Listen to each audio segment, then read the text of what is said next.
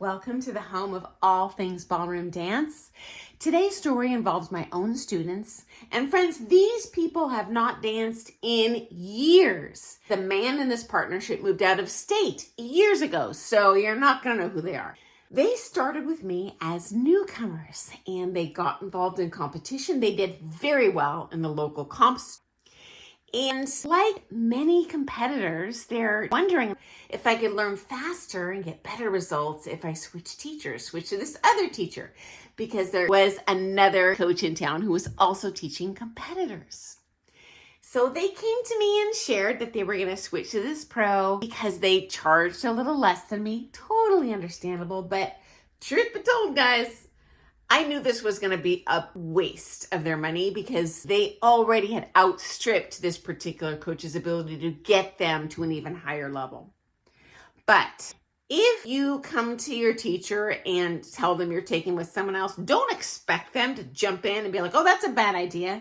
We don't want to talk smack about anyone. If you're going to try something, you're going to try it. And who knows? Maybe it's a perfect match for you because every teacher matches a little bit with a different student personality. So they did switch and shocker, their results at the next comp tanked. Not the end of the world. Sometimes you can just boil these things down to politics.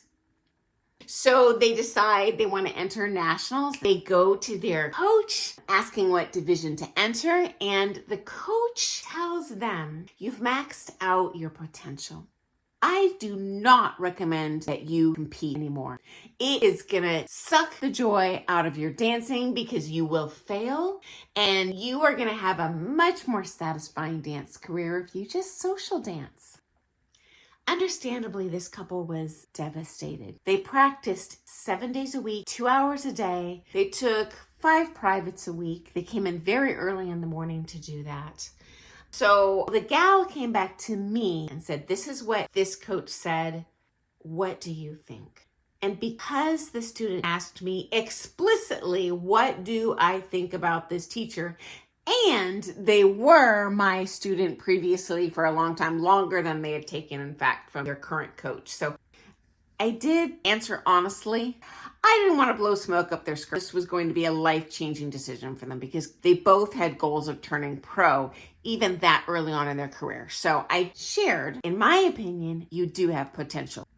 I can't predict the future, but I think you have nowhere near capped out your abilities. I feel that this coach is saying that to you because they, as a teacher, lack the ability to teach you to a higher level. So in their mind, they just don't have potential. So they did switch back to me. And long story short, won nationals that year.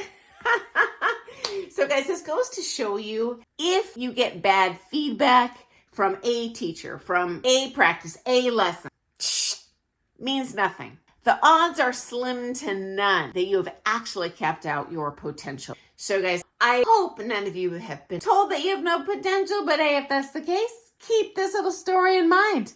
Okay, I look forward to seeing you first thing tomorrow morning for some more things ballroom dance. Have an awesome day, guys. Toodles!